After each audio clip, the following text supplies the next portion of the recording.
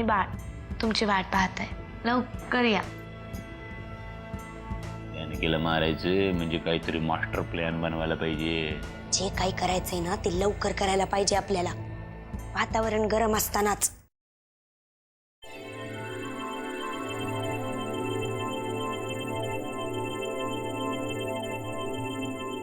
काय झालं? तुम्ही विचारलं तिला? उत्तर दिलेच नसेल ना तिने. पण हे बघा, माझ्यावर विश्वास ठेवा, ती खरंच हे सगळं बोलत होती. वाटल्यास तुम्ही जानकीला विचारा ना. त्याची गरज नाहीये. अमृता स्वतःच म्हणाली की ती असं काहीतरी बोलली. नशीब माझं. म्हणजे आता तरी तुम्हाला या घरातली तुमची किंमत कळली असेल ना. आधी हे सगळं तिचे वडील बोलत होते, आता मुलगीही बोलायला लागली. बोलणारच म्हणा. ही सगळी प्रॉपर्टी तिच्या वडिलांची आहे ना. आपण काय या घरात आश्रितासारखे राहतोय? नाही, आपण या घरात आश्रित नाही आहोत. आणि तसं जर कोणाला वाटत असेल ना, तर मग मला त्यांच्या शब्दात त्यांना जाब विचारावा लागेल. जाब विचारून काय होणार आहे? त्या लोकांना जे काही बोलायचंय ते मुलाबाळांच्या तोंडातून वदवून घेत आहे. मला आता ह्या विषयावर दादाशी बोलावंच लागेल. बोलून काही होणार असेल तरच बोलावं एवढंच कळतं मला. हे दिवस माझा अपमान करतच होते, पण आता त्यांची गाडी तुमच्या दिशेने वळली. म्हणूनच मगाशी माझ्या डोळ्यात जे पाणी आलं होतं ना, ते तुमच्यासाठीच होतं. खरं तर मला आश्चर्य ह्या गोष्टीचं वाटतंय की जानकी तिथे समोर होती आणि ती अमृताला काहीच कसं बोलली नाही असं काहीतरी बोलल्यावर. कशी बोलणार? पण जानकीच्या मनात जे काही होतं तेच ती बोलली ना. आता या 1-2 दिवसात आपल्याला घराबाहेर काढलं नाही म्हणजे झालं ना. काय वाटतं, कायदा फक्त ह्यांनाच कळतो. हे घर जरी दादाच्या मालकीचं असलं ना, तरी किल्लेदारांच्या सगळ्या प्रॉपर्टीवर माझा अधिकार आहे. इतके दिवस फक्त मी तो दाखवला नाहीये इतकंच. मग आता ती वेळ आलीये. या आली अमृताची वकील. आता या बोटावरचं त्या बोटावर कशी घेईल ते बघा. अहिल्याताई, उगाच एकाचा 2 करून सांगण्याची काहीही गरज नाही. जानकी बास, अहिल्याला काहीही बोलू नकोस. अमृता काय बोलली ना, ते तिने स्वतः मान्य केलंय. या सगळ्यातनं तुम्हाला नक्की काय साधायचं आहे मला कळत नाहीये.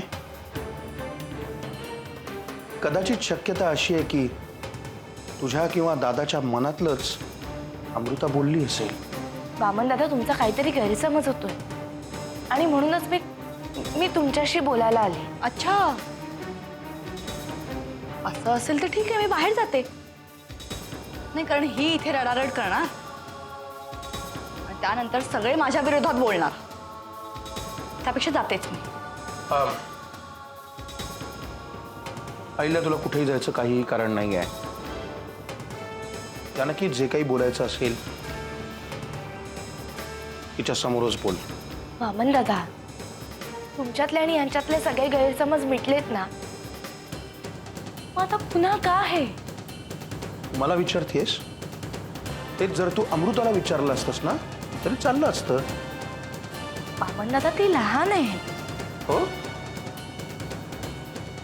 पण मोठ्यांनाही बोलता येणार नाही असं बोलू शकली आहे ती. किंवा मग तुझ्या आणि दादाच्या मनातलंच बोलली असेल ती. वामन दादा, काय ग, काय होत आहे? काही गरज नाहीये. अगं, आजकाल पोटावर हात ठेवून सहानुभूती मिळवण्याची फॅशन झाली आहे घरात. अहिल्या, no. ए, जे काही नाटक करायचंय ना ते बाहेर जाऊन कर. जा. Please. आई गं.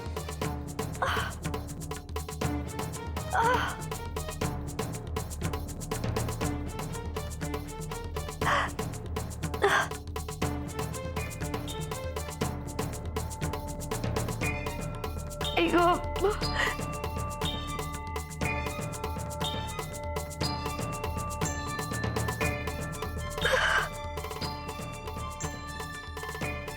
जानकी चालले लगेच हिला मदत करायला. अगं काय झालंय हिला?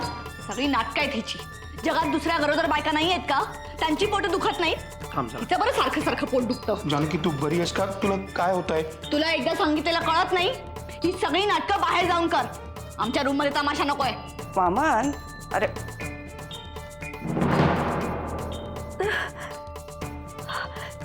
अगं अगं जानकी, अगं अरे वामन बघत काय उभा राहिला शुंभासारखा? काही मदत नाही का करायची तिला? मदत त्याला करायची असते ज्याला काहीतरी झालंय. ही सगळी हिची नाटकं आहेत. ए, बाहेर जाऊन नाटकं कर. ही जा. पाहिलंस ना जानकी, म्हणून म्हणत होते मी कोणाशी काही बोलायला नको, कोणाला काही सांगायला नको. आत्या आम्ही फक्त तू मध्ये बोलूच नकोस. तुझ्यात काय माणुसकी शिल्लक राहिली आहे ते सिद्ध केलंस ना तू आता. आत्याबाई मी ठीक आहे, ते येत होते, मलाच थोडं. बस बस आता. किती माणसांना जपणार आहेस अजून? पण तुला जे काही वाटतं ना त्याच्याशी या घरातल्या माणसांना काही देणं घेणं नाहीये बरं. आत्याबाई मी ठीक आहे, आपण बाहेर जाऊ चला. बघा, इथे ठीक आहे. म्हणजे हा सगळा तमाशा कशासाठी? तर सहानुभूती मिळवण्यासाठी. वामन, तिला नाही तुला विचारतेय मी, काय झालं होतं नक्की इथे? काही नाही. म्हणजे आत्या हो काय? सरळ सरळ सांगा ना नक्की काय झालंय ते. आपण कशाला कोणाला घाबरायला हवं? आत्याबाई, आम्हा नवरा बायकोमध्ये भांडण झालं होतं. त्यात ही मध्ये येऊन नाक खूपसायला लागली आणि अति बोलण्यामुळे कोसळली. आता खरंच कोसळली का कोसळण्याचं नाटक करत होती कोणास ठाऊक. वामन, मी तुझ्याशी बोलतीये. मला वाटतं माझ्या बायकोनी उत्तर दिलंय आणि ते पुरेसं आहे.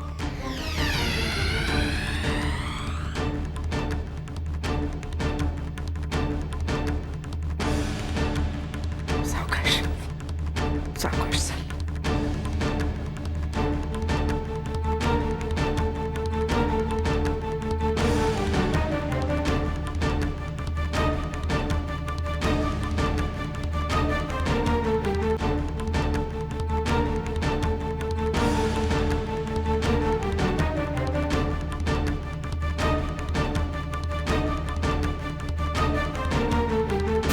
सावकाश बस बर.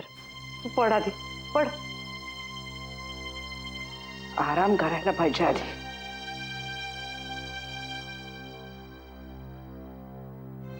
आणि आता मी काय सांगते ते ऐक जरा. वामनशी बोलायला जायची काहीही गरज नाहीये.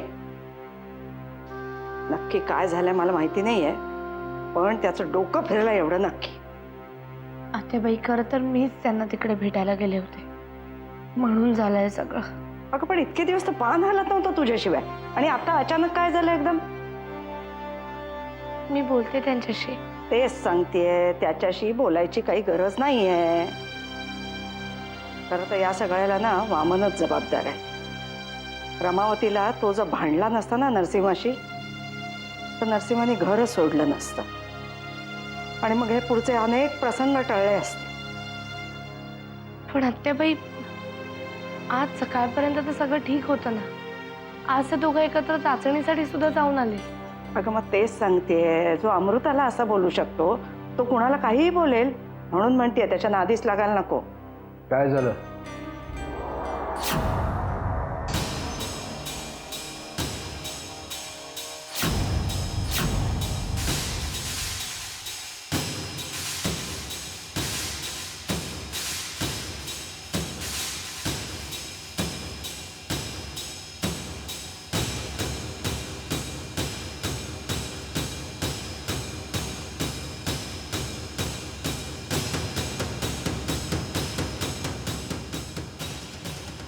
कोणी कोणाच्या नादी लागायचं नाही. नाही तसं नाही. काही नाही, माझ्या पोटात कळ आली म्हणून. पोटात कळ आली होती म्हणजे? मग डॉक्टरांना का नाही बोलावलं? आता बाई काय प्रकार आहे हा सगळा? अरे बाबा जरा शांत हो, मला सुद्धा आत्ताच कळतंय ना. तसं नाही आत्याबाई. डॉक्टरांनी त्या दिवशी सांगितलंय जानकीची जास्तीत जास्त काळजी घ्या, कुठलीही गोष्ट अंगावर काढू नका. त्यांना बोलवायला हवं लगेच. लाव बाबा, लवकर लाव फोन.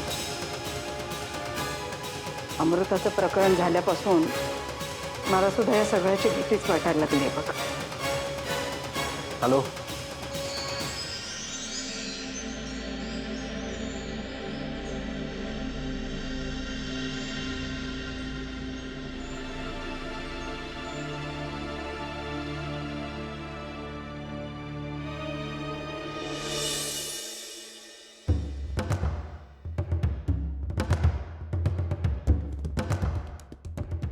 मैं अंदर आ सकता हूँ क्या? तुम्ही आधीच आत आलायत, परवानगी कसली मागताय आता? मला तुमच्याशी काहीतरी महत्वाचं बोलायचंय अर्जंट. हे पुस्तक आधी बंद करा. तुम्ही बोला, मी ऐकते. असं कसं बंद करा म्हणल्याशिवाय बंद करायच्याशिवाय ऐकणार कसं? हे काय चाललंय तुमचं? चिडू नका हो, वरडावरडी करू नका. खाजगी बोलायला आलोय मी. आता मी जे काही सांगणार आहे की नाही त्यानंतर मी तर गोत्यात येणार, तुम्ही सुद्धा गोत्यात याल. मी गोत्यात येईन. हे बघा, तुमच्या कुठल्याही गोष्टीशी माझं काही घेणं देणं नाहीये, कळलं? असं कसं घेणं देणं नाही वहिनी. अहो तो वाल्याची बायका पोरं सुद्धा त्याच्याशी असं वाईट वागली नसतील, एवढं वाईट वागायला लागलं तुम्ही. हो, मग हे ना तुम्ही तुमच्या बायका पोरांना जाऊन सांगा. हा, इथे येऊन माझ्या कानाची भुणभुण लावू नका. वहिनी थांबा हो, आधी मी काय म्हणतो ते ऐकून घ्या. ते जर गोष्ट ऐकून घेतलीत की नाही स्वतःची दया यायला लागेल तुम्हाला. हो का? मग आता बोला पटकन. आधी माफ करा. तुम्ही माफ केल्या बिगर मी बोलूच शकत नाही हो काही. भाऊजी, मी ज्या अर्थी माझी माफी मागताय त्या अर्थी नक्कीच काहीतरी मोठा घोटाळा केलाय तुम्ही. काय केलंय ते बोला. म्हणजे शंभूनं काय सांगितले की नरसिंह ह्यो खरा किल्लेदार नाहीच आहे. हे खरं गुपित नाही. खरं गुपित आहे की नाही ते मी पैसे देऊन बदलायला लावले त्याला.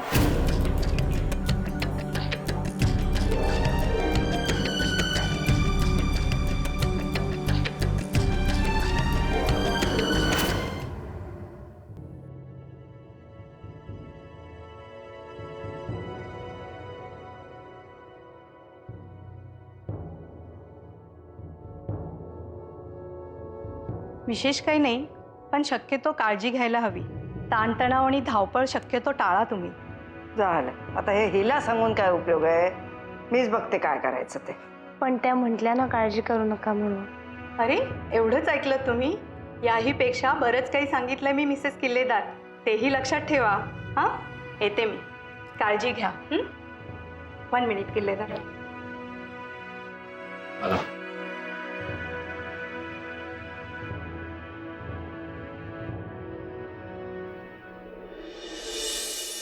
काय झालं डॉक्टर? जानकीला काय झालंय काय? डोंट वरी मिस्टर किल्लेदार, घाबरण्यासारखं काही नाहीये. पण मी आता त्यांना फक्त वरवर तपासले, त्यामुळे सोनोग्राफी नंतरच आपल्याला खरा रिपोर्ट कळेल. त्यांना राहून राहून चक्कर येते, म्हणजे नक्कीच काहीतरी आहे. सो बेटर उद्या तुम्ही त्यांना सोनोग्राफीसाठी घेऊन या. ओके?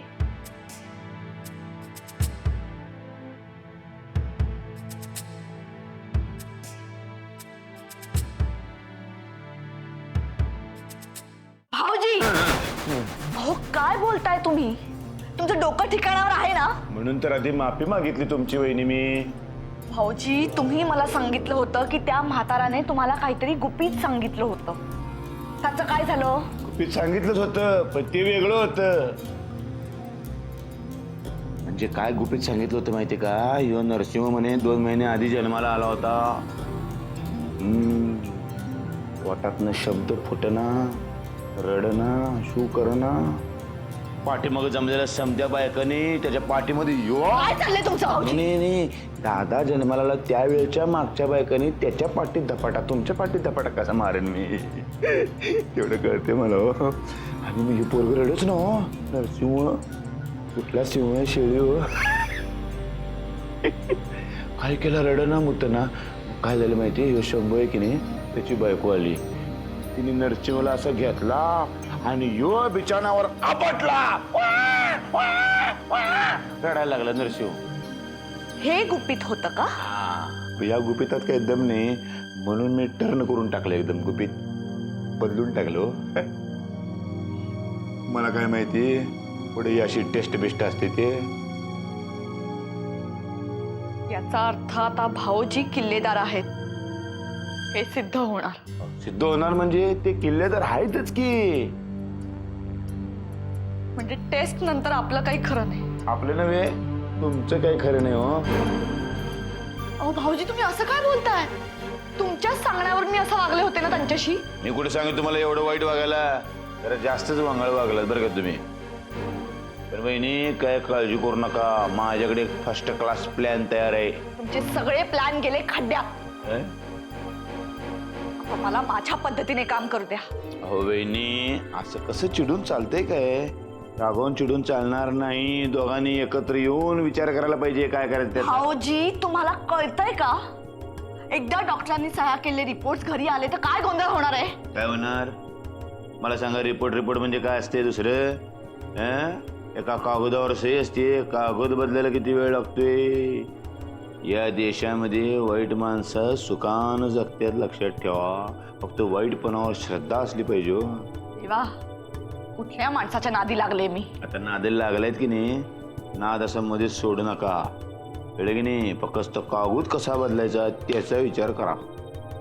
नाद खोळा लागला.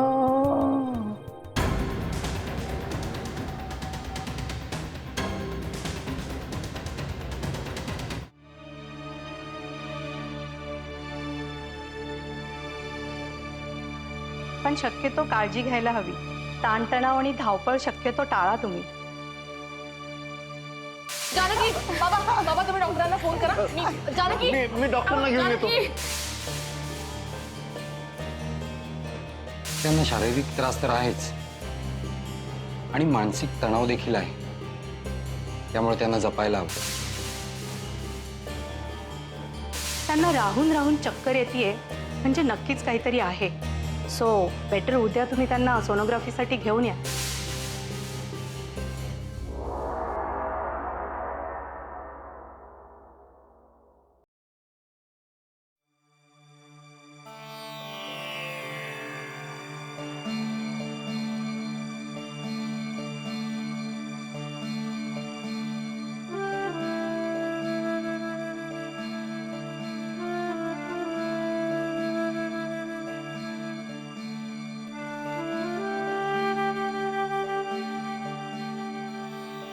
बाबा बाबा मी रात्रभर झोपला नाहीत का? काय कसला विचार करताय? काय नाही बाळा, बोल तू. बाबा आता काय झालंय ते सांगा, नाहीतर माझाही मूड जायचा. तुझ्यापासून काय लपवायचं बाळा? पण जानकीच्या पोटात कळ येऊ लागली तेव्हा डॉक्टर आल्या होत्या. त्यांनी सांगितलं की तिची सोनोग्राफी करावी लागेल. हे बोलताना खूप काळजीत वाटल्या त्या डॉक्टर. तिला काही. बाबा मी तुमची काळजी समजू शकते, हो पण खरंच सोनोग्राफी केल्याशिवाय ती दूर कशी होईल? गेले कित्येक दिवस आपल्या घरात काय विचित्र घटना घडतायत तुला माहिती आहे. त्याचा परिणाम कुठेतरी जानकीच्या तब्येतीवर होतोय. मला तर भीतीच वाटते की. बाबा प्लीज, काहीही होणार नाही तिला. आणि आज सोनोग्राफी झाल्यावर सगळ्या शंका दूर होतीलच ना. त्याचीच तर भीती वाटते. इतके दिवस दुर्लक्ष झालंय माझं तिच्याकडे. कदाचित त्यामुळे. बाबा पास झालं आता. तुम्ही जितकी काळजी कराल ना तितकी ती वाढतच जाणार आहे.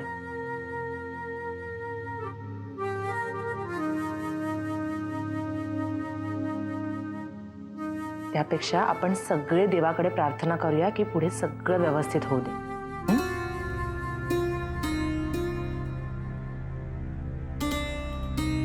मी फ्रेश होऊन येते.